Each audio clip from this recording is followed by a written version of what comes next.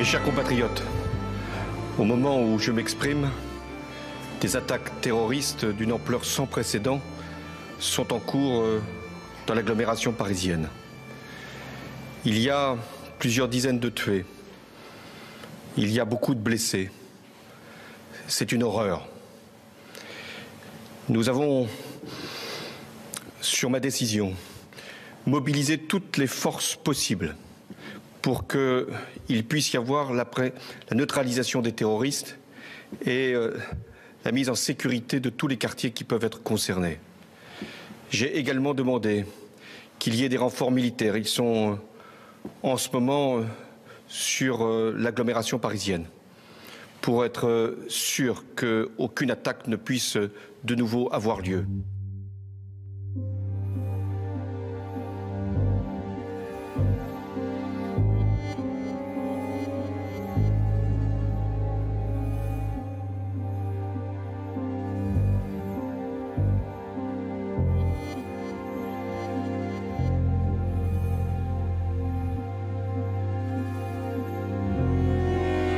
Je suis à mon domicile, je suis rentré d'une journée harassante à Dijon. D'ailleurs, dans le TGV de retour, avec un journaliste de l'opinion, je lui dis que ce que je crains le plus, c'est un attentat majeur, ce jour même. Le matin, nous faisons un exercice mobilisant l'ensemble des services de secours, de sécurité, pour le cas où une viendrait à survenir à Paris. C'est un hasard total. J'ai une crainte considérable, c'est une masse à Paris qui ferait 110, 120 morts.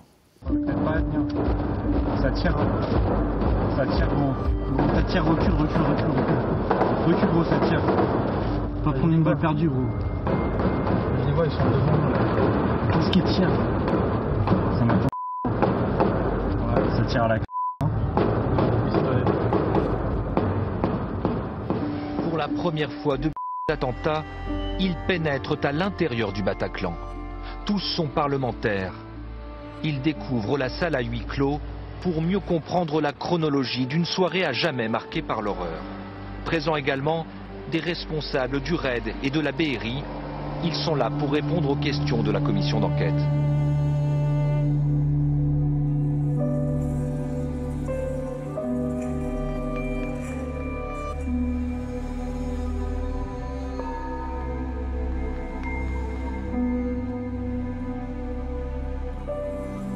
Nous vivons en 2015 un basculement total. François Hollande, le 16 novembre, réunit tous les parlementaires à Versailles, en congrès, et de manière martiale, je peux dire, en tout cas solennelle, il dit « la France est en guerre ». La commission d'enquête, elle arrive en février 2016, quelques semaines après la... On est encore beaucoup dans l'émotion, dans le risque terroriste. Donc il se trouve qu'en tant que député, je lance l'initiative de créer une commission d'enquête, et déjà dès après l'attentat du mois de janvier. Mais ce qui a freiné la décision, c'est de ne pas donner le sentiment de rompre ce qu'on a appelé l'esprit du 11 janvier, l'esprit d'union nationale. Est arrivé le 13 novembre 2015. Et je suis remonté à la charge pour dire, bon, là, on ne peut pas continuer comme ça. Et au mois de février, nous mettons en place la commission d'enquête dont le rapporteur sera issu du Parti socialiste, Sébastien Pietrasanta, qui nous allons travailler pendant 6 mois. Nous vous remercions, mesdames et messieurs, d'avoir répondu à notre demande d'audition de cette commission d'enquête relative aux moyens mis en œuvre par l'État pour lutter contre le terrorisme depuis le 7 janvier 2015. Et on n'a pas eu le recul forcément nécessaire pour avoir tous les éléments, toutes les ramifications, et on avançait en même temps que l'enquête judiciaire se poursuivait. On comprend bien qu'il y a eu des failles dans nos services de renseignement. On comprend bien que quelque chose nous a échappé. Nous ne sommes ni des procureurs qui accusons, ni des juges qui jugeons, nous sommes des commissaires d'enquête pour la transparence, la vérité et les propositions qui seront faites en fin de rapport pour que le gouvernement prenne les dispositions qui s'imposent pour remédier à ce qui ne va pas. Nous avons évidemment auditionné tous les responsables des services de l'époque. les patrons des services de renseignement, que ce soit le renseignement intérieur, le renseignement extérieur, également les ministres de tutelle concernés, que ce soit de la Défense, de la Justice, de l'Intérieur. Les personnes qu'on demande à auditionner, elles ont obligation de se rendre devant la commission d'enquête. Elles prêtent serment. Elles prêtent serment, elles doivent dire la vérité. Sinon, évidemment, elles peuvent être incriminées. Mais moi, la commission d'enquête ne m'a pas auditionné. M'a pas demandé, hein. J'ai jamais refusé, hein. J'ai jamais dit je ne veux pas y aller. Mais je pense que les parlementaires ont considéré que c'est le ministre de l'Intérieur qui est ce qui est vrai.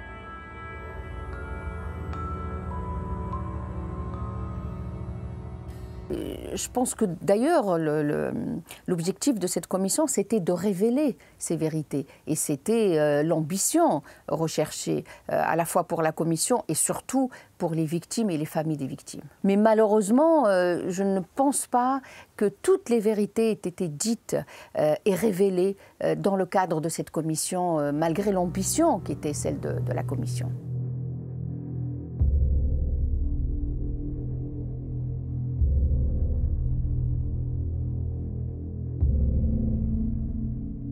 Tout a commencé en début de soirée, aux abords du match France-Allemagne. Plusieurs explosions sont recensées à l'extérieur du stade. Pour les spectateurs alertés par les réseaux sociaux, c'est l'effroi. Il y aurait eu au moins un kamikaze. François Hollande, qui assiste au match, est exfiltré. C'est exceptionnel.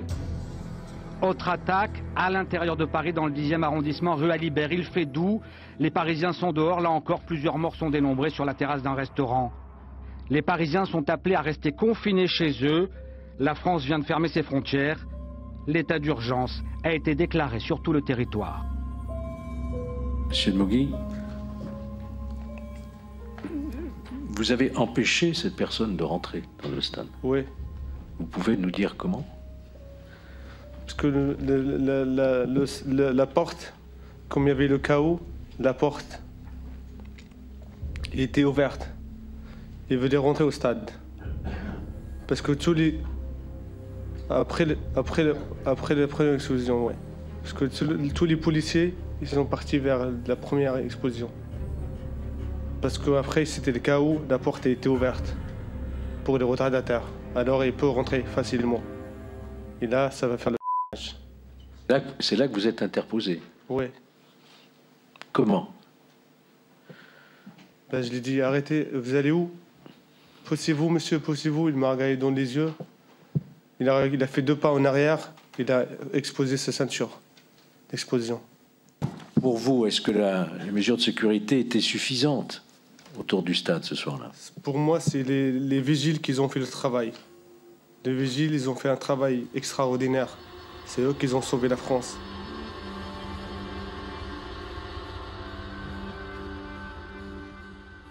On voit bien dans différents cas, une personne, à main nue, peut faire reculer le danger terroriste.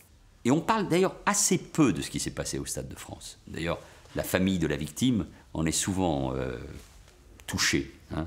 Mais le massacre du Stade de France, qui n'a pas eu lieu, était prévu, mais qui était prévu. Je veux dire, il ne s'agissait pas de frapper à l'extérieur, il s'agissait de frapper. Ce n'est pas terminé. Les policiers perdent leur trace macabre. Ils la retrouvent dans une salle de spectacle. Célèbre à Paris pour ses concerts de rock et son affluence, c'est le Bataclan. Près de 1500 personnes, 4 terroristes surgissent. Des fusillades, des explosions, une prise d'otage donc actuellement en cours au Bataclan avec ce témoignage effrayant donc d'un témoin présent au Bataclan qui explique ils ont tiré en plein dans la foule en criant à la... Il y avait présent devant le Bataclan, dès les premières minutes, 8 militaires de la force Sentinelle. Comment comprendre que des militaires en armes, postés devant le Bataclan, entendant les tirs en rafale ou des Kalachnikov, n'aient pas tenté quelque chose? Le fait que des militaires en armes étaient au Bataclan depuis plusieurs dizaines de minutes, qu'ils n'ont pas pu intervenir, moi ce que je peux vous dire, c'est qu'une information comme ça en Belgique, elle aurait créé la démission du gouvernement immédiatement.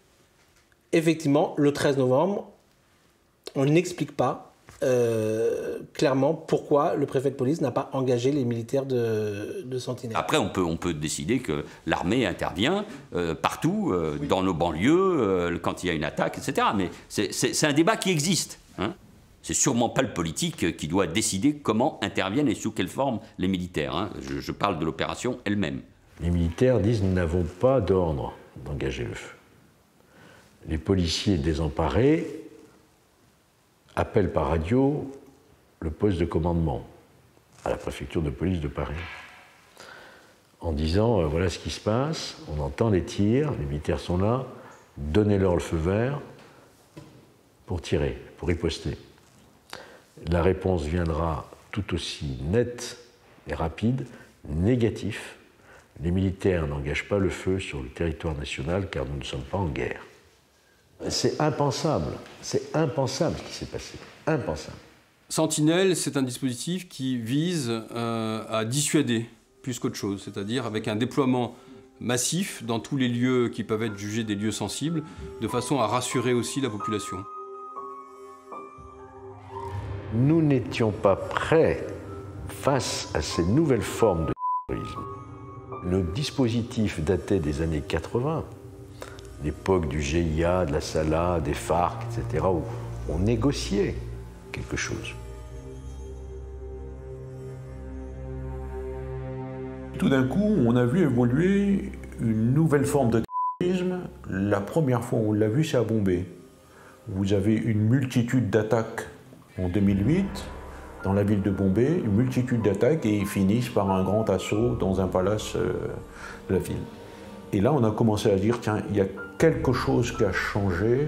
C'est plus des actions posées avec des prises d'otages qui vont durer.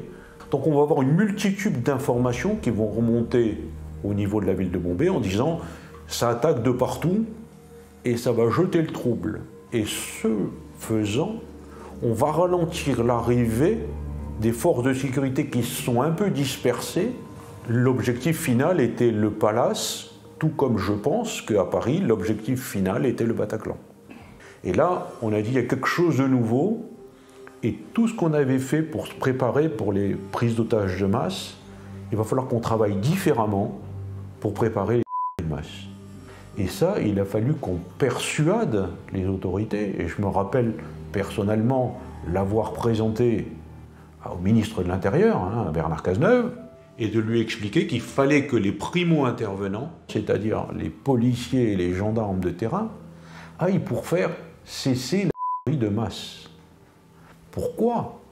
Il fallait que les primo-intervenants, contrairement au mode opératoire qui était appliqué jusqu'à présent dans la police comme dans la gendarmerie, on change et on en arrive à ce que les premiers arrivés, ils fassent le coup de feu. L'année 2015, c'est l'apothéose de l'État islamique dans toutes ses composantes militaires. Il organise des trafics dans tous les sens, y compris en direction de la Turquie, de pétrole. Financièrement, l'État islamique se porte au mieux. On est à un moment, sur le plan national, d'affaiblissement considérable, où il y a des clignotants qui s'allument partout et qui montrent que le pays est plus que jamais fragile. Toutes ces circonstances font, une fois encore, de notre pays une cible privilégiée de l'État islamique qui, grâce aux talents qu'il a recrutés, qui viennent en grande partie de chez nous, mais pas seulement, de Belgique, même des États-Unis, à des centres d'état-major de propagande extrêmement opérationnels, qui connaissent nos faiblesses, qui les exploitent à fond. Et donc, les commissions d'enquête, l'instruction des juges démontrent très bien l'organisation, la nébuleuse et sans doute les failles qu'il y a eu dans tous les services de renseignement à tous les niveaux et dans plusieurs pays européens. Et d'ailleurs, lorsque nous allons auditionner les deux patrons de nos services, ils ont, avec beaucoup de franchise, dit textuellement, c'est un échec de nos services. Là, ce qui m'a interpellé quand on a fait les auditions, c'est que la DGSI dit ça venait de Belgique, donc ça ne nous concernait pas, parce qu'ils n'étaient pas français. C'est le moment où les renseignements généraux sont supprimés, où la DST fusionne avec d'autres services et crée la DCRI d'abord, puis la DGSI. Donc l'idée d'avoir une espèce de FBI à la française. Sur le papier, c'était pas absurde. Dans la pratique, ça a conduit à multiplier, je pense, les angles morts. Et on payera longtemps l'affaiblissement du renseignement territorial. Et on le paye jusqu'à aujourd'hui.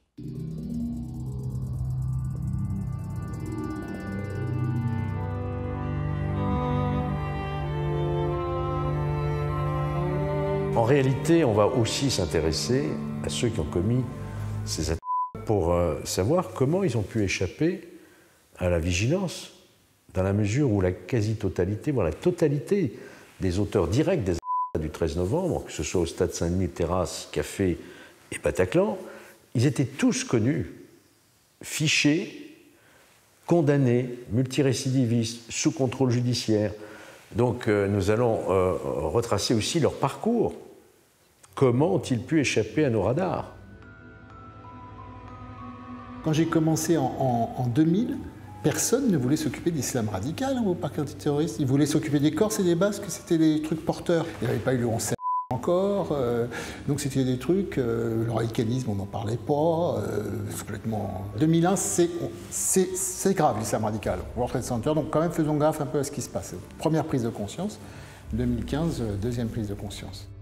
Mais comment se fait-il que vous ayez quitté vos fonctions en pleine attentat, je dirais, alors que vous aviez une expertise qui aurait pu être utile à ce moment-là?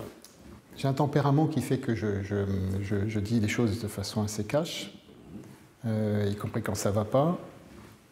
Donc je pense que je n'étais pas dans les bons papiers, si vous voulez. Raison supplémentaire pour vous faire bénéficier d'un avancement ailleurs qu'à Paris. Voilà, un peu loin pour moi, mais oui. On était en perdition, littéralement. C'est pour ça, d'ailleurs, quand j'ai quitté l'antiterrorisme, j'avais donné une interview en disant qu'on allait avoir un attentat, c'était sûr. On était tellement certains que ça allait arriver, voilà, qu'il y avait un côté hyper déprimant. Enfin, quand on est dans l'impuissance totale, quand on est service national antiterroriste, c'est quand même dur à vivre au quotidien. Et à partir, je dirais, de juillet 2014, proclamation du califat, on ne maîtrisait plus rien du tout. Et ça, c'est dur à vivre. On a payé les fruits d'une sous-estimation d'avant aussi. C'est-à-dire que nous-mêmes, juges antiterroristes, on ne se rendait pas vraiment compte de la dangerosité d'un quelqu'un qui avait à peine quelques poils au menton.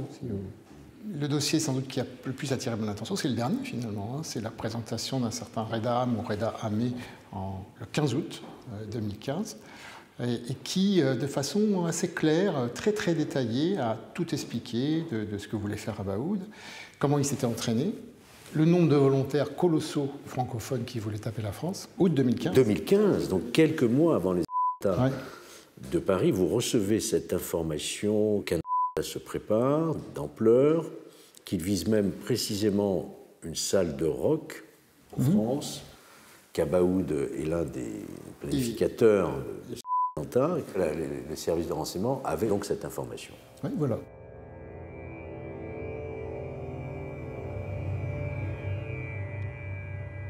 D'abord, j'ai été très surpris que le Bataclan fasse l'objet d'une attaque, car non seulement nous avions une procédure en cours à l'époque où j'étais en fonction dans les années 2009-2010, et j'avais extirpé une note spécifique à l'attention des autorités afin d'alerter sur le fait que le Bataclan allait être un objectif de la part des djihadistes qui voulaient frapper l'Europe et notamment la France.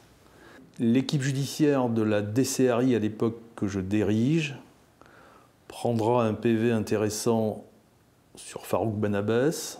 Je devais faire un attentat également au Bataclan, car le propriétaire soutient Tsahal et fait tous les mois de janvier un événement consacré à la récupération de soutien financier pour Israël. Donc nous, on peut faire passer un message aujourd'hui qui reste gentil, mais qui est ferme. Mais sachez que nous, avec tous les gens qu'il y a derrière nous, on ne sera pas capable de les tenir longtemps. Voilà, c'est ça qu'on voulait dire à la direction du Bataclan. C'est pas contre vous, mais c'est contre ceux qui organisent ces provocations. On a voulu faire passer un message clair et ferme. C'est un message qui s'adresse d'abord aux propriétaires du Bataclan. Vous assumerez les responsabilités de vos actes. Vous allez payer les conséquences de vos actes. On est venu faire passer un petit message. La prochaine fois, on ne viendra pas pour parler. Il y a, dans Paris Intramuros, oui, la BRI a été chargée par nos autorités de prendre contact avec les responsables de sites sensibles. Donc, les sites sensibles, bon, ça a commencé par les musées, par exemple. Donc, tous ceux qui sont sensibles, pourquoi? Mais parce qu'il y a une influence.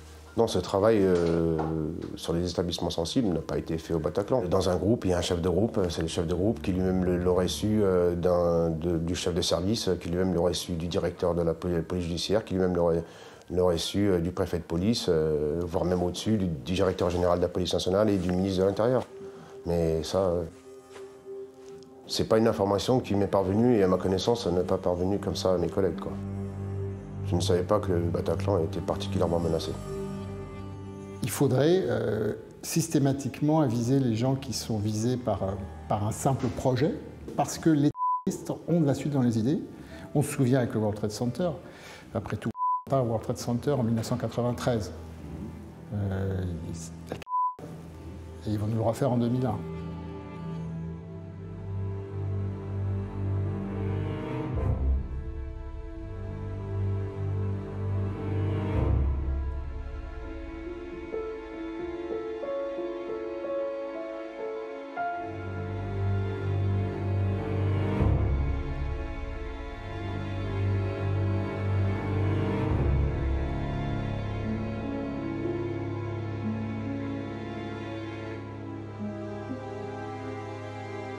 Maître Samia Maktouf, nous nous retrouvons 5 ans après la commission d'enquête. Est-ce que vous avez eu l'impression, lors de votre audition, d'avoir pu vous exprimer complètement? Peut-être pas suffisamment. Je regrette que vous ne m'ayez pas laissé développer la filière Artigat, parce que je considère que cette filière Artigat, qui est la cellule souche du terrorisme français, n'a pas été suffisamment mise en avant, alors que c'était une fabrique de tous les terroristes à ce jour, depuis l'affaire Mera. Et je voulais un peu l'expliquer parce que c'est une toile d'araignée dans le schéma du terrorisme aujourd'hui.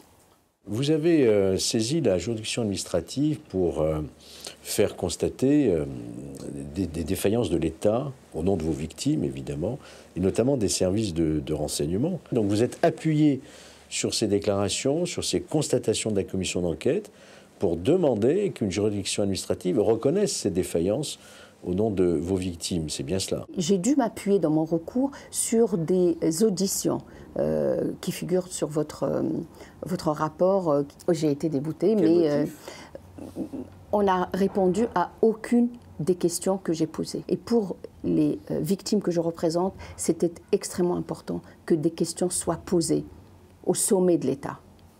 Aujourd'hui, moi, je vois défiler à mon cabinet des victimes qui sont abandonnées, des victimes avec des piles de documents à remplir. C'est des victimes paumées, c'est des victimes qui sont seules et on ne peut pas se permettre de les laisser seules. Rappelons que ces victimes ont été visées parce que la France était visée.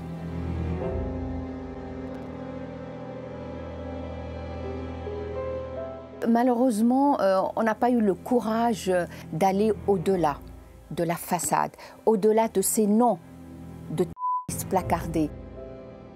La toile d'araignée dont j'ai parlé d'ailleurs lors de mon audition devant la commission parlementaire, où je parlais de la filière souche du terrorisme français, à savoir la filière Artigat, cette filière qui est créée dans la région toulousaine par Olivier Corel, l'émir blanc, un frère musulman arrivé de Syrie et qui a fédéré autour de lui plusieurs djihadistes dont le nom est à ce jour sinistrement célèbre dans différentes affaires terroristes.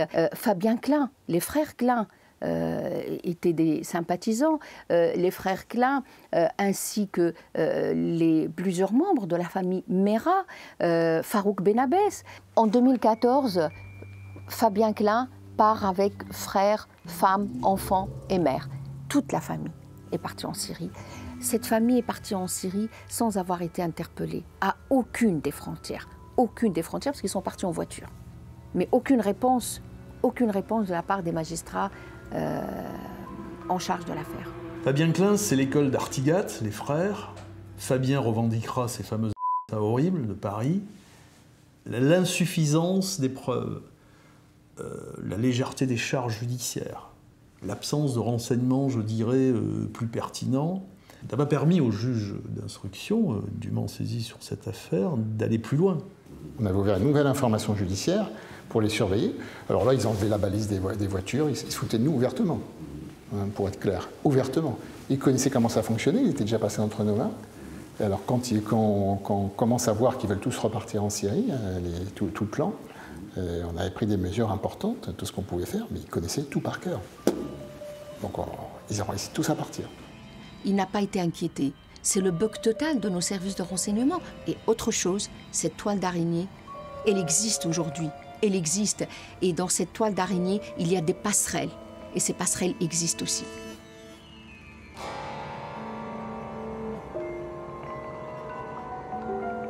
C'est bien, je pense, d'assumer, en tout cas, de dire oui, c'est un échec, parce que évidemment, un service de renseignement, il sert à éviter ce genre de choses.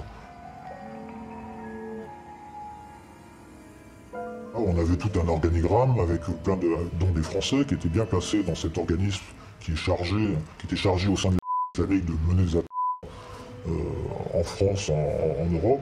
Et donc tous ces gens-là étaient identifiés et on récupérait énormément de renseignements sur eux, sachant essayer de les localiser précisément à Raqqa, à savoir à qui ils parlent. Donc il y a un travail énorme qui est fait. Il faut se rendre compte que ça représente des gens, des centaines de personnes, d'agents, et même quand on compte avec ceux qui sont à l'étranger, c'est plusieurs centaines de professionnels aguerris qui travaillent sans relâche à récupérer plein de renseignements.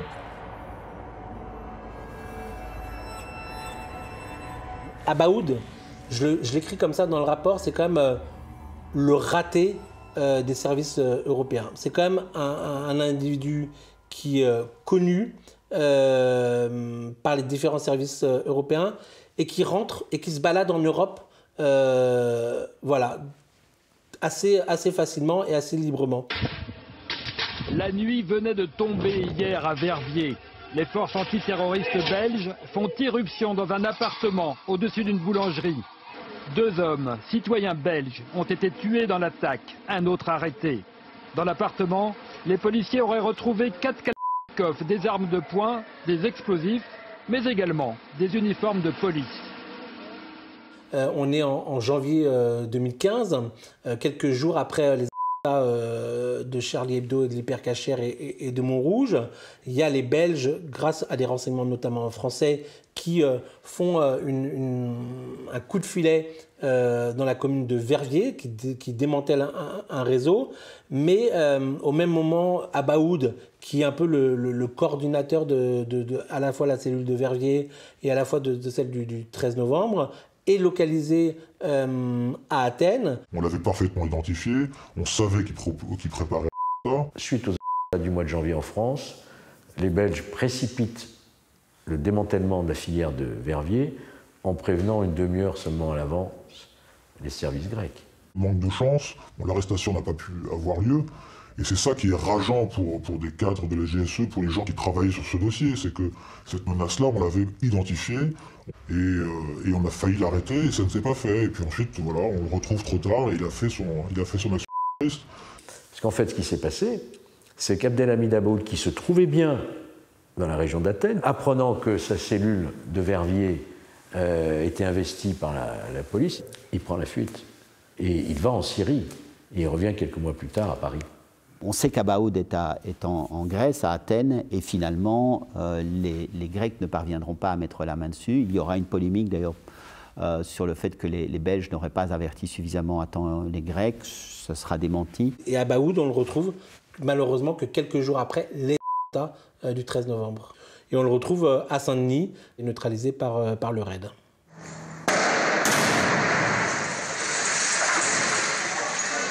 C'est Sonia, une citoyenne qui a eu la conscience d'aller, d'abord de composer le numéro 197, qui ne répondait pas, entre parenthèses, et qui a décidé de se rendre directement pour dire « J'ai rencontré Abaoud, je l'ai vu, mais attention, il est sur le point de commettre d'autres attentats à la Défense ».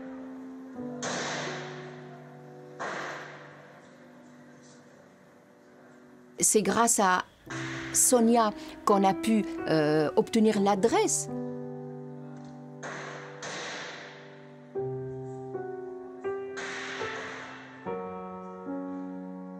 Et c'est grâce à Sonia qu'on a pu interpeller ces terroristes. Oui, elle a joué un rôle déterminant. C'est ce que le procureur de la République, M. Molins, lui a dit à la fin de sa garde à vue, puisqu'elle a été placée en garde à vue. Aujourd'hui, parmi nous et avec nous, existent des personnes qui avaient connaissance de la présence non seulement d'Abaoud sur le territoire français, mais de son projet terroriste. Et ces personnes ne sont pas interpellées, ne sont pas inquiétées. C'est des électrons libres, ils peuvent ressurgir un jour ou l'autre. Donc c'est de notre sécurité dont il s'agit.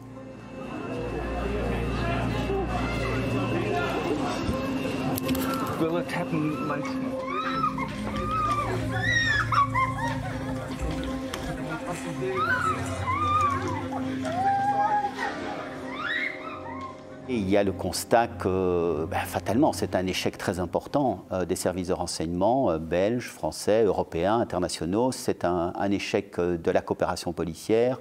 On sait aussi, dès ce moment-là, évidemment, que c'est une bande franco-belge qui a commis ces attaques, que ces deux sont liés, qu'en fait les logisticiens de Paris seront les opérateurs à Bruxelles quelques semaines plus tard. D'abord, je dois dire que le hasard des calendriers a fait que lorsqu'on est arrivé, c'était le lendemain des attentats de Bruxelles.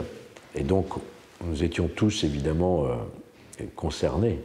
Et il y avait là, à ce moment-là, un fort besoin, une forte volonté de coopérer, de trouver ce qui avait effectivement dysfonctionné. Et donc nous avons rencontré les services belges, nous avons rencontré les parlementaires belges et aussi la bourgmestre de Molenbeek qui nous a fait un tableau très compliqué de cette grosse bourgade. Enfin, c'est plus qu'une bourgade, c'est une banlieue de 100 000 habitants autour de Bruxelles, d'un niveau incroyable de communautarisme, de radicalisation. Est-ce qu'on ignorait avant le 13 novembre que Molenbeek était un lieu totalement infiltré dans la main des salafistes avec, je ne veux pas employer ce terme, mais avec une forme d'indifférence que je qualifierais quand même d'assez coupable des autorités municipales qui ont pensé qu'elles pouvaient quelque part pactiser avec ces gens-là. Je pense qu'on ne pactise pas avec des salafistes. La menace paraissait pas immédiate, la menace était sérieuse, elle n'était pas complètement banalisée, mais on était submergé. Et aussi, il ne faut pas l'oublier, on ne s'attendait pas non plus à ce que ces jeunes reviennent ici avec des projets terroristes en Europe. Lorsque certains d'entre eux sont partis, certains responsables politiques ont dit « bon débarras, tant qu'ils sont là-bas, ils ne créent pas de nuisance ici ». Certains de ces responsables aujourd'hui se mordent la langue parce qu'effectivement, ils n'avaient pas imaginé qu'à partir de Raqqa se développerait une capacité de projection terroriste en Europe. Salah Abdeslam a-t-il conduit cette Clio noire immatriculée en Belgique? Elle a été retrouvée ce matin dans le 18e arrondissement de Paris. Elle aussi a été louée à son nom. Les enquêteurs ont analysé des milliers d'heures de vidéosurveillance. Ils sont certains qu'elle a permis à des membres du commando de venir depuis la Belgique la semaine dernière. La Belgique, Salah Abdeslam s'y trouve-t-il encore? Aussi un autre problème que nous avons découvert, c'est la fuite du seul survivant des auteurs des attentats, donc Salah Abdeslam, qui comparaît devant la cour d'assises de Paris. Il n'est pas mort en kamikaze, il a été récupéré par ses complices qui arrivaient de Belgique en voiture, et il passe la frontière, ou la pseudo-frontière franco-belge. Nous sommes, je rappelle, à quelques heures des attentats du Bataclan. Il est donc le 14 novembre vers 9h du matin. Et les gendarmes français contrôlent. La voiture qui reconduit Salah Abdeslam à Bruxelles est effectivement arrêtée par la gendarmerie française à Cambrai. Elle va envoyer une demande d'information à la Belgique, mais cette demande d'information va transiter par Paris. La réponse va mettre environ 1h30 à arriver aux policiers de Cambrai. Or, le fugitif doit être libéré après une demi-heure, c'est la procédure française. Mais contraint et forcé, il laisse passer le véhicule. Évidemment, Salah Abdeslam, qui vient de commettre les attentats, qui est arrêté par nos gendarmes et qui repart tranquillement en Belgique. Vous imaginez, quel échec! Car une heure après, les Belges rappellent précipitamment nos gendarmes en disant « mais gardez-le, gardez-le, oui, il est bien dans le fichier radicalisation ». C'était trop tard. Et donc, on se rendra compte qu'en fait, les Belges, au moment où ils ont l'information, répondent en un quart d'heure aux policiers français, mais l'information a transité par Paris, et à Paris, elle a mis un certain temps à être envoyée vers Bruxelles. Alors, ce qui est, je trouve, le plus fascinant et le plus interpellant, c'est qu'en fait, c'était des petites mains, Salah Abdeslam, Brahim Abdeslam, et qu'au-dessus d'eux, en fait, on a mis encore beaucoup plus de temps à découvrir qui étaient les vrais patrons, qui étaient les chefs des services d'opérations extérieures de l'État islamique. Il faudra beaucoup plus de temps pour découvrir, par exemple, les El-Bakraoui, pour découvrir Oussama Attar, qui seront, eux, les vrais officiers supérieurs dans ces États de Paris et Bruxelles. Et donc, non seulement les petites mains, je dirais, les soldats de l'État qui ont pour vocation de se faire exploser dans ces États et de commettre ces attentats sont mal connus, mais leurs patrons le sont encore moins et ne seront finalement découverts qu'au lendemain des attentats de Paris pour une partie d'entre eux et que bien après les attentats de Bruxelles, notamment pour Oussama Attar. Eh bien, jusqu'à présent, cet homme mystérieux n'était justement qu'une ombre, un nom de guerre, Abou Ahmad. Mais les services de renseignement français en sont maintenant convaincus. Son vrai nom est Oussama Attar. C'est un belgo-marocain. À 32 ans, il fait déjà figure de vieux routier du terrorisme. En Syrie, il est l'un des cadres de l'État islamique. Sa mission, le soir du 13 novembre, coordonner les attaques avec ses deux homologues, si l'on peut dire, Abdelhamid Abaoud, en France, et Mohamed Belkaïd, que vous voyez là, en Belgique, les deux hommes qui sont d'ailleurs morts depuis ces attaques.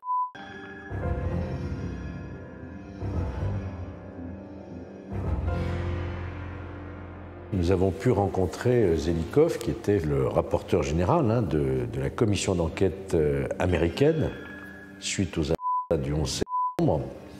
Le souvenir que j'en garde, c'est sa satisfaction d'avoir été à l'origine de la création du NCTC, le National Counter-Terrorist Center, de ce centre de contre-terrorisme, en organisant un meilleur partage des informations entre les agences.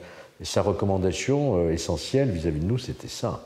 Faites en sorte qu'il y ait une meilleure coordination, surtout aussi au niveau européen. Le NCTC se situe dans ce que l'on appelle le bureau du directeur du renseignement national, qui est une nouvelle institution qui, elle aussi, fut créée suite à notre rapport de la Commission. Au lieu de combiner toutes ces entités en un seul département, la vision américaine avait pour objectif de créer un bureau qui pourrait surveiller tous ces organismes. Et c'est pour cela que l'on a créé le directeur du renseignement national.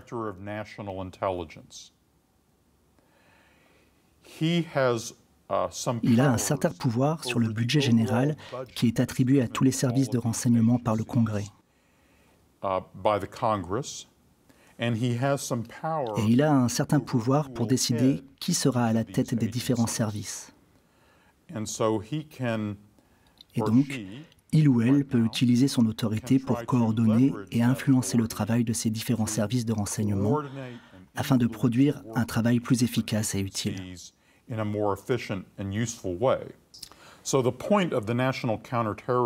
but du Centre national de lutte contre le terrorisme était donc de créer une institution, non pas avec un personnel important qui lui était propre, mais avec un personnel relativement restreint,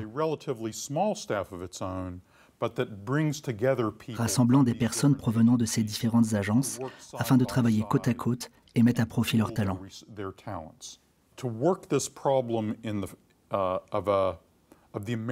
Appliquer l'exemple américain du Centre national de lutte contre le terrorisme en France est un peu plus complexe,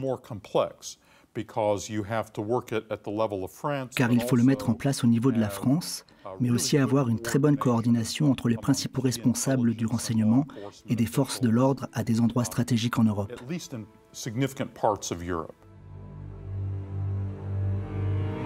Monsieur de Kerkhoff, nous le rencontrons parce que c'est une autorité reconnue dans le domaine du renseignement européen.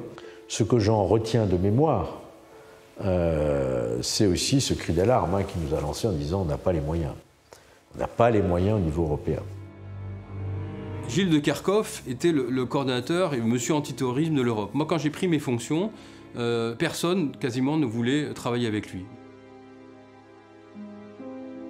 Ma fonction d'abord n'est pas opérationnelle, donc je n'ai pas donné des instructions à qui que ce soit.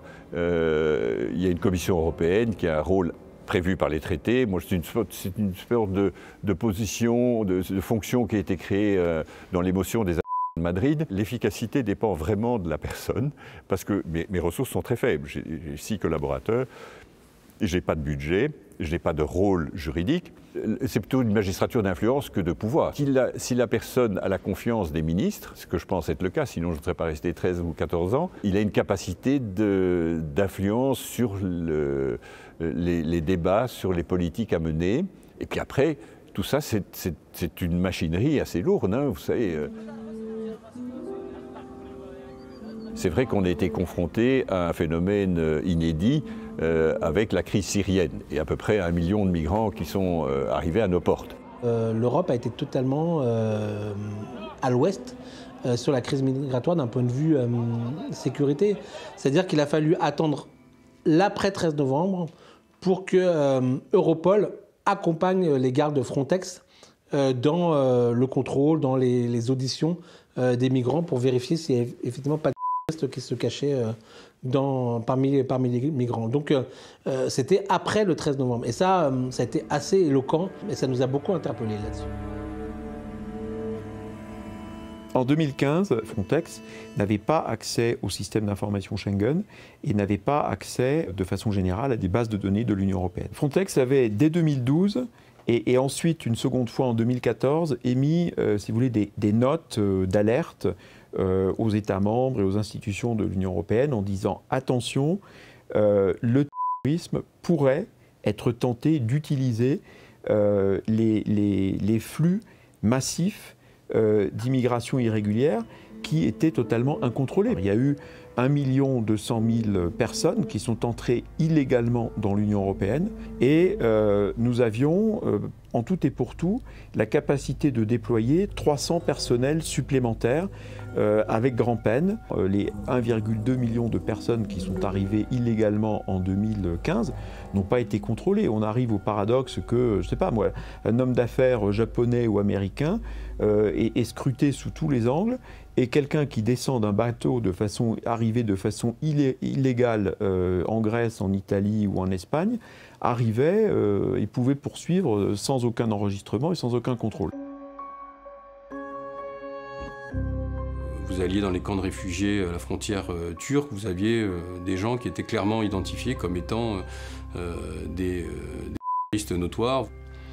La Turquie a été un pays qui aurait pu être une partie de la solution, puisque c'était la zone de transit privilégiée par notamment les ressortissants français qui se sont rendus en Syrie ou en Irak.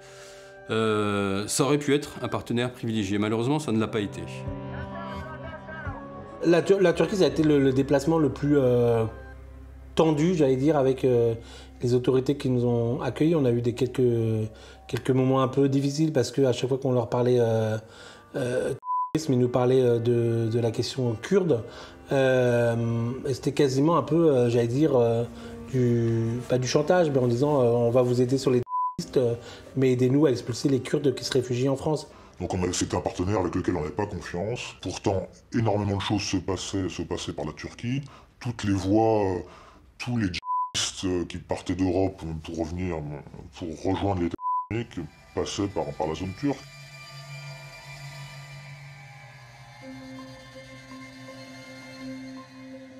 La du 13 novembre 2015 a mis d'abord en évidence la nécessité de renforcer la coopération internationale, c'est-à-dire les échanges d'informations entre les services du renseignement intérieur et extérieur des États membres de l'Union européenne, entre eux, et puis avec d'autres grands partenaires. Il faut que les services travaillent ensemble. Et croyez que, bien que ma mission, c'est justement d'y veiller. Et le président de la République est très attentif à cela, et c'est ce qu'on appelle cette coordination que nous souhaitons la plus horizontale possible. Donc les États considèrent que l'Union européenne n'a pas de compétences en matière de renseignement. Alors ça, juridiquement, je ne vais pas ouvrir ce débat. Moi, je pense que ce n'est pas une question de compétences. Mais les États membres, en tout cas politiquement, ne souhaitent pas que l'Union européenne intervienne, notamment de manière législative, dans le domaine du renseignement. Alors, donner une grande compétence à l'Union européenne en matière de sécurité nationale n'est pas souhaitable, parce que la sécurité nationale, il faut bien comprendre ce que ça signifie. C'est la protection des intérêts fondamentaux de la nation. C'est ce qui touche à l'essence même des États. Ce qui compte, c'est cette capacité à échanger des informations. Et tout système qui viserait à créer des systèmes européens où on mutualise l'information, on systématise l'échange d'informations, pourrait en réalité être très contre-productif. D'abord parce que ce serait diffusé au risque de compromettre nos sources, nos techniques, et puis ensuite peut-être que certains partenaires ne nous donneraient plus l'information s'ils savaient qu'elle était immédiatement diffusée au plus grand nombre. Donc il faut se garder de ces solutions qui sont en apparence, peut-être, on imagine toujours que ce sont des bonnes solutions. En réalité, les opérationnels, et l'opérationnel que j'ai été, peuvent vous dire que ce sont des fausses bonnes idées. La mi-temps du match de football France-Allemagne n'est pas encore sifflée.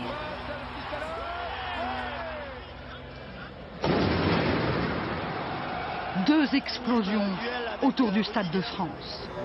Deux kamikazes se sont fait sauter. Il est 21h17. Nous faisons face à une attaque multisite. Paris s'installe dans une nuit de terreur. Elle se poursuit dans le centre de la capitale. Ça tire, recule. Recule, gros, ça tire. Une fusillade devant un restaurant asiatique rue Alibert. 14 morts. Il y aura rue de Charonne 18 morts. Nous étions à table et en fait on a entendu comme des pétards au départ, on pensait que c'était des pétards et en fait c'était plus du tout un bout de pétard. Quand il y a ça, il faut aller vite. Chaque seconde passée, avant que les forces de l'ordre n'interviennent, ce sont des morts en plus. On n'a pas le temps de prendre le temps de se déployer, de monter un poste de commandement. Dans toute prise d'otage, dans toute attaque terroriste, le préfet de police déclenche la force d'intervention de la police nationale, la IFPN, et en l'occurrence là c'est le RAID, la police nationale, et la BRI, police nationale aussi, mais qui appartient à la préfecture de police de Paris, c'est-à-dire deux unités d'élite qui sont en capacité d'intervenir sur les territoires parisiens et d'unir des forces. Ce sont des policiers d'élite, là ils sont commandés par Jean-Michel Fauvergue. Ce qui est problématique, c'est qu'on ne déclenche pas la FIPN. À un certain moment, il faut quelqu'un pour prendre le commandement de cette unité-là. C'est le chef du RAID qui prend le commandement de cette unité-là. Et le chef de la BRI devient l'adjoint du RAID dans cette affaire. Dans le cas où on déclenche la FIPN. Dans le cas où on déclenche la FIPN. Ce qui avait été fait, semble-t-il, pour l'hypercachère. Exactement, ça avait été fait pour l'hypercachère. Et pour l'hypercachère, j'avais pris le commandement à la fois du RAID et de la BRI. Normalement, le RAID doit être réquisitionné par la préfecture de police. L'état-major de la préfecture de police ne m'a jamais saisi, jamais. Donc, la FIPN n'est pas déclenchée, ce qui veut donc dire que c'est la BRI qui va mener l'opération. Il n'est pas normal, à un certain moment, que les protocoles ne soient pas respectés, et il n'est pas normal non plus qu'une unité qui ne sert qu'à ça, qui s'entraîne qu'à ça, donc le RAID, qui est national qui plus est, interviennent sous l'autorité d'une unité qui, elle, est uniquement locale et qui ne travaille pas que là-dessus. Et qui prend la décision de ne pas déclencher la FIPN? Mais la décision qui est prise, c'est de mettre tout le monde en alerte. Comment elle n'intervient pas? Ne dis pas qu'elle n'intervient pas. La force, Jean-Michel Fauvergue et ses hommes rentreront dans le... Après minuit. Je n'ai pas compris pourquoi cette force d'intervention de la police nationale n'a pas été déclenchée par le ministre ou par le directeur général de la police nationale ou par le préfet de police. Soyons très clairs, il y a une rivalité entre, au ministère de l'Intérieur, la préfecture de police, le préfet de police et le directeur général de la police nationale. Il y avait non seulement le RAID qui aurait pu intervenir, mais non loin, il y avait également une équipe du GIGN, à la caserne des Célestins, qui était justement présent, qui finissait un entraînement de lutte antiterroriste et qui était équipé et en mesure d'intervenir rapidement. Ce qui se disait chez les personnes qui avaient accès à l'information, c'est que c'était bien un ordre de valse. Et pas du préfet? Il obéit, le préfet. Apparemment, il avait de très bons rapports avec le chef de la BRI, et donc derrière, c'était l'occasion justement de mettre en avant, face à un état d'ampleur nationale, ou des héros qui seraient en mesure de lui retourner l'appareil, en mettant en avant la coordination et le travail du gouvernement. Il y avait une incohérence dans les ordres qui avaient été donnés, et on savait que Cazeneuve obéissait à Manuel Valls. Donc c'était Valls qui avait donné les ordres. Vous laissez intervenir la BRI, point la ligne. Mais la décision, qui est-ce qui la prend en fait? Mais je pense que c'est le... Je pense, mais je ne veux pas vous répondre à côté, j'imagine que c'est en tout état de cause, c'était à ce moment-là, Cadeau, c'était le préfet de police de C'est Paris. pas le ministre de l'Intérieur? Non, je pense que c'est le préfet de police qui est directement sur le mode opératoire face à cela. Je ne pense pas que ce soit le ministre de l'Intérieur, mais interrogez-le à ce moment-là, c'était Bernard Cazeneuve. Hein. Il y a eu peut-être du retard dans les procédures. En revanche, il y a une réalité. C'est qu'il y a une prise d'otage, il y a une attaque d'une violence inouïe, on tire dans une foule, dans une salle de spectacle.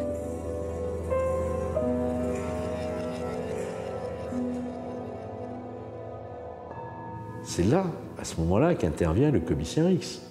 Entendant ce qui se passe dans le 11e, arrive avec sa voiture, son chauffeur, l'adjudant, et il voit ce que nous savons, c'est-à-dire une police désarmée, une force sentinelle empêchée, des cadavres devant le Bataclan, et ils entendent des tirs à l'intérieur. Pour moi, c'était quasiment l'audition la plus marquante.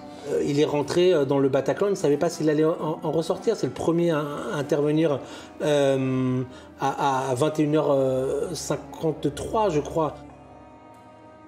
Leur rôle aurait été de rester à l'extérieur, sécuriser le périmètre, en attendant l'intervention des forces d'élite habilitées à rentrer en milieu confiné. Et donc assez rapidement, en fait, on décide de pénétrer à l'intérieur du Bataclan. Voilà. Donc là, ce qui nous surprend immédiatement, c'est la lumière extrêmement forte qui nous aveugle. Le silence ahurissant, je dirais, parce que quelques secondes avant, il y avait des hurlements, des tirs en rafale de Kalachnikov, voilà, des cris. À peine on rentre dans cette salle, il n'y a plus un bruit, voilà, c'est vraiment surréaliste. Et puis des centaines de corps les uns sur les autres, voilà, là on se dit, ils sont tous morts, en fait, il n'y a plus personne qui bouge. Là c'est un moment d'effroi voilà, indescriptible. Ils sont rentrés à l'intérieur parce qu'ils entendaient crier et parce qu'ils voulaient sauver des vies. Sur scène, il y a Amy Moore qui pointe un otage avec son arme et qui va les... Il est très posé, il a l'air très calme. Vu le cas, on n'a aucun doute sur ce qu'on doit faire. Hein. Donc on tire jusqu'à ce qu'il tombe au sol en fait. Hein. Donc on tire assez peu. Moi je tire 4 fois, mon équipé tire 2 fois. Et donc il s'écroule au sol en gémissant. Et puis dans la foulée, une explosion qui surgit. Donc là, on se rend compte effectivement qu'ils sont susceptibles de se faire exploser avec leur ceinture. Ouais.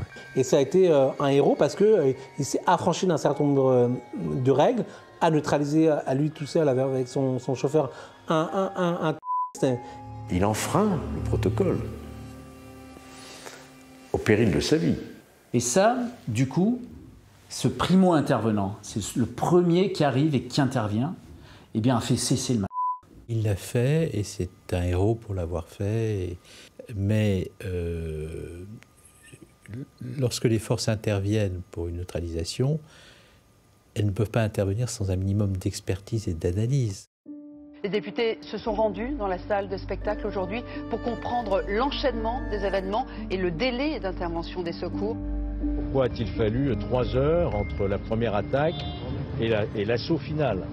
Pourquoi a-t-il fallu aussi 3 heures pour que les secours puissent extraire les victimes qui étaient encore présentes dans le Bataclan? C'est ces questions-là auxquelles nous devons répondre. La question quand même qui reste posée, en tout cas que je me pose toujours, c'est le temps qui a été mis pour progresser dans le Bataclan depuis la fosse jusqu'à l'étage, 2h20. Le chef de la BRI nous explique que c'est par précaution, qu'il faut avancer pas à pas. 2h20, c'est le temps que vous mettez pour aller de Lyon à Paris en TGV. La question n'était pas celle du délai d'intervention au Bataclan. La question était celle de la possibilité d'intervenir. Parce qu'une intervention pour neutraliser des terroristes ne peut pas conduire à plus de morts que ceux qui sont déjà retenus en otage par les terroristes en question.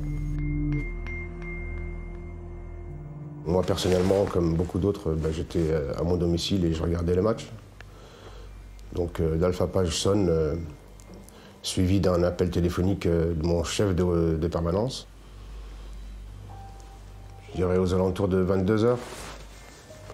Tous les effectifs ont été rappelés, pas uniquement l'astreinte à ce moment-là, quoi. Mais en priorité l'astreinte, suivi de tous les autres qui étaient disponibles et qui ont rejoint le 36 quai des Orfèvres. C'était le point de convergence pour tout le monde. Peut-être 22h15, 22h20 par là. Après nous être équipés, on va au Bataclan parce qu'il y a de nombreuses victimes. Il faut y aller tout de suite. On entend encore des cris alors qu'on n'était pas encore rentré à l'intérieur. On a passé l'entrée principale du Bataclan. On se retrouve rapidement face à ce qu'on a appelé la fosse. Il doit être aux alentours de 22h30, 22h40 par là. On chevauche, vous savez, des gens qui gémissent, qui vous appellent, qui même certaines victimes qui n'étaient pas décédées, mais qui étaient blessés, voire gravement blessés, qui tiraient sur les combinaisons de mes collègues pour les interpeller, vous savez.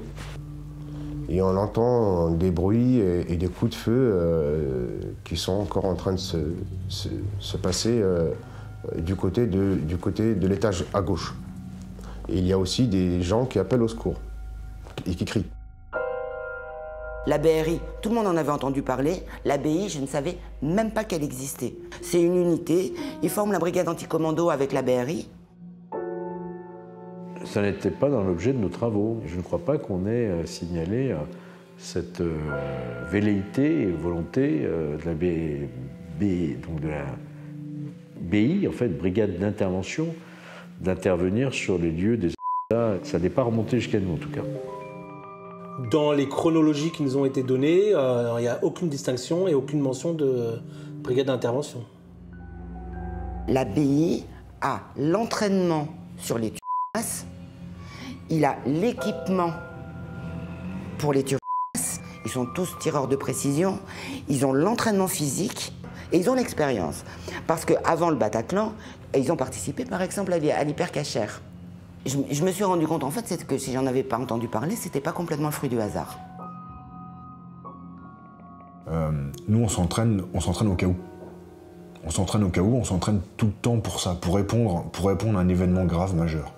Donc forcément, les membres des groupes d'intervention et spécialement de l'ABI sont forcément mieux formés, mieux équipés et mentalement prêts pour aller résoudre des crises majeures du type Bataclan. Il se trouve que ce jour-là, il y avait une colonne de 6 de l'ABI qui était sur une réserve escalade à la Tour Eiffel. Ils sont en train de revenir quand ils entendent à la radio que ça tire au Stade de France. Ils se rendent compte qu'il se passe quelque chose de sérieux. Donc ils me disent, on a filé, on s'est dépêché pour rentrer jusqu'au QG. En moins de 10 minutes, on y était, on s'est équipé, parce qu'on s'est dit on va nous appeler, on va y aller. Et puis entre-temps, ils entendent à la radio que ça tire dans le 10e et dans le 11e. Donc ils sont à côté, il faut savoir qu'en voiture, ils sont à 5 minutes. C'est-à-dire qu'ils comprennent qu'il y a une crise majeure qui est en train de se jouer, et d'initiative, ils demandent à leur hiérarchie de se rendre sur place. Donc ils appellent leur QG, il est 9h30, puisque ça a commencé à tirer à ce moment-là, en disant, bon ben voilà, on est prêt. Et là, on leur dit non, vous n'y allez pas. Donc, ce qui veut dire que les 6 qui revenaient de la Tour Eiffel sont en plus d'astreinte ce soir-là, et donc ils demandent l'autorisation à la salle d'information et de commandement, pas d'aller se mettre sous les ordres directement de la BRI qui n'est pas encore sur place, mais de se rendre directement sur place. Et la salle d'information et de commandement leur dit non, vous n'allez pas au Bataclan. Et dans les 6, là, pour bien les connaître, il y en a, c'était pas la première crise. Il y en a qui étaient dans la colonne, qui étaient également dans la colonne à l'hypercachère. Ils entendent que ça continue à tirer dans Paris. Et donc, ils rappellent le QG, l'état-major, en disant, bon ben, là, on y va. Donc, le collègue qui était là pour en avoir longuement parlé avec lui, insiste lourdement. Vous êtes sûr qu'il n'y a pas besoin tout de suite. Et la salle d'information et de commandement lui dit non, vous n'allez pas au Bataclan, vous allez au 36 quai des Orfèvres, rejoindre la BRI. Alors la question de savoir pourquoi et qui parle, est-ce que c'est la salle d'information, est-ce que c'est l'opérateur, est-ce que c'est le chef de salle, est-ce que c'est le directeur de la salle d'information et commandement, est-ce que c'est plus haut, beaucoup plus haut, beaucoup plus haut? Moi j'ai pas la réponse. Ils seraient partis à 9h30 comme ils le voulaient, ils y seraient déjà. Hein. À 21h35, ils y étaient. Hein. Devant le Bataclan, dans le 11e. Il y a les six qui étaient à la Tour Eiffel, donc qui sont rentrés au siège de l'abbaye, qui se sont rendus au 36 quai des Orfèvres pour repartir du 36 quai des Orfèvres avec la BRI pour arriver sur le Bataclan. Ces six-là font partie de la colonne d'assaut, la première colonne d'assaut. Celle qui rentre et qui monte dans les étages, etc. Pourquoi perdre un quart d'heure ou 20 minutes ou plus à faire un détour par le 36 quai des Orfèvres pour retourner au Bataclan? Parce que Vincennes 36, on passe quasiment devant le Bataclan. Donc, au moment où ça a tiré devant le Bataclan, puisque ça a commencé par là, ils auraient été à 2 pas. Ils n'auraient certainement pas empêché quand ça a tiré devant le Bataclan. Par contre, ils auraient été au Bataclan. Et là, ils pouvaient intervenir. Beaucoup plus tôt que ce qu'a pu le faire le commissaire et le brigadier de la BAC. Oui, c'est sûr que si les 6 étaient intervenus d'office et sans passer par le 36 quai des Orfèvres, c'est sûr que c'est l'abbaye qui serait intervenue. Seule, autonome. Et l'idée, ça aurait été de mettre fin le plus vite possible à la tuerie, quoi. D'ailleurs, ils me disent, le retard au Bataclan, nous, on le pardonnera jamais. Parce que ce qu'ils ont vu, ils s'en remettront jamais. Il y a le collègue qui était hiérarchiquement dans les 6, qui a appelé la salle d'information et de commandement pour demander l'autorisation de se rendre sur place. Ouais, je pense qu'il regrette. Il regrette peut-être pas d'avoir appelé, mais d'avoir demandé l'autorisation. Il aurait dû appeler pour dire on y va. Point. Une fois que tout s'est posé, qu'on sait que la crise est résolue, qu'on n'a pas de blessés chez nous, qu'on va tous pouvoir rentrer chez nous, se pose le problème de pourquoi on a été au 36 quai des Orfèvres et pas au Bataclan. On commence à s'interroger collectivement. Et collectivement, on n'a pas la réponse. On n'a toujours pas la réponse. La hiérarchie n'a pas de réponse non plus. Il y a une commission d'enquête parlementaire, ils n'en parlent pas. Non seulement ils n'en parlent pas, mais en fait, la BI n'est pas mentionnée, elle est mentionnée une seule fois, hein, il y a un tout petit passage dans la commission d'enquête parlementaire.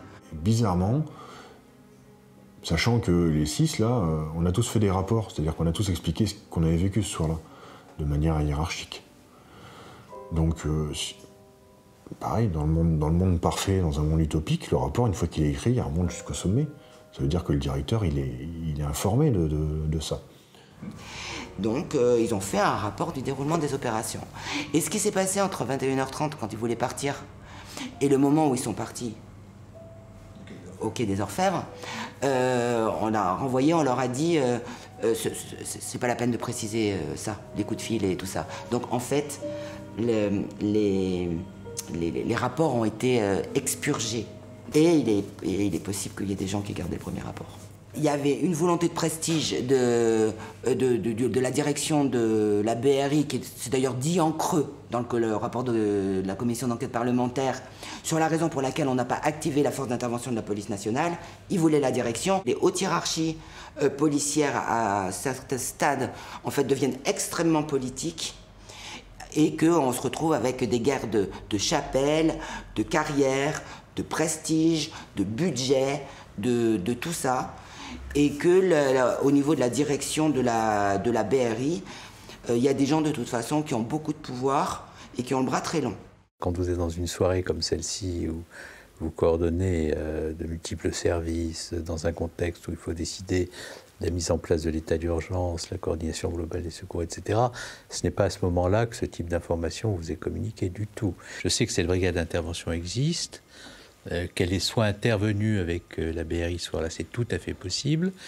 Qu'elle puisse intervenir seule, sans l'ensemble des forces, me paraît, compte tenu de mes souvenirs, difficile et impossible pour des raisons qui tiennent au protocole d'intervention. Je n'irai pas plus dans le détail sans document 6 ans après, parce qu'il faudrait que je vérifie ces éléments pour ne pas prendre le risque de vous dire des choses imprécises. On ne peut pas rentrer dans un débat sur le fait, s'ils étaient intervenus, on aurait empêché. La question est légitime pour eux, comme pour les victimes ou pour vous.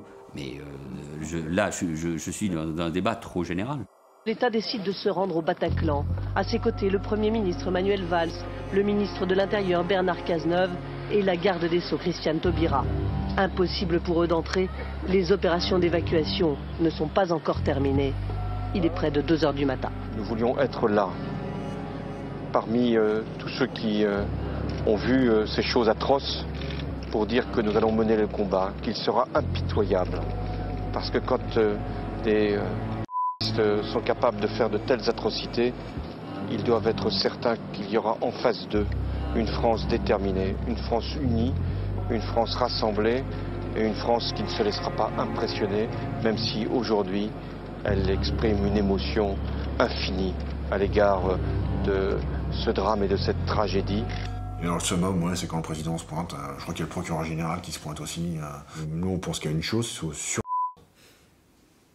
il était établi que, vous savez, le téléphone portable d'un des protagonistes, qui était à Baoud, qui était encore en fuite à ce moment-là, a été borné dans le quartier Voltaire, autour du Bataclan. Donc, je pense que le président de l'époque a pris un risque de venir. Je pense. C'est pas parce que à un certain moment on va vivre une époque de calme relatif que la menace n'existe pas. La menace, elle a pris une nouvelle forme. Ce sont des attaques endogènes, c'est-à-dire des individus qui sont présents sur le territoire national, qui vont passer à l'action en cédant à la propagande d'État islamique, qui incite à passer à l'action finalement au plus près de chez soi. Et donc il faut une continuité de l'action de l'État dans sa stratégie de la lutte antiterroriste, malgré les changements diplomatiques. Les services de renseignement sont le service de secours. On aurait pu croire qu'après les de Paris et Bruxelles, il y allait y avoir une espèce de capacité à travailler ensemble sur ces fractures. Au contraire, on voit qu'elles s'agrandissent aujourd'hui et nous sommes là face à une difficulté et à une menace qui, encore une fois, n'a plus tout à fait le même visage, mais qui pourrait avoir des conséquences aussi très importantes en termes de sécurité. Et aujourd'hui, est-ce que l'hydre Daesh, avec ce qu'il en reste, peut se reconstituer? Est-ce que la situation extraordinairement difficile qui demeure dans la bande sahélienne et en Afrique peut constituer une source durable de déstabilisation du monde et du continent européen par des activistes? Je pense qu'il faut rester très vigilant, en effet. Il faut arriver à détecter ceux qui ne sont pas connus. Et donc ça repose sur évidemment des analyses de risque, des analyses de profil qui sont de plus en plus complexes. Je pense qu'on ne peut pas dire que le temps des attaques de masse est révolu. Il n'y a pas vraiment d'accalmie parce que pour les services de renseignement, je vous assure, le travail est le même aujourd'hui au moment où on se parle qu'il l'était en 2015. Et c'est dans ce cadre-là que va être créé ce qu'on appelle le schéma national d'intervention, qui est directement issu de ce travail de la commission d'enquête parlementaire et qui va faire en sorte que tous les effectifs de police ou de gendarmerie peuvent finalement être des primo-intervenants. Ça veut dire être équipés pour, ça veut dire être armés pour, et ça veut dire être formés pour.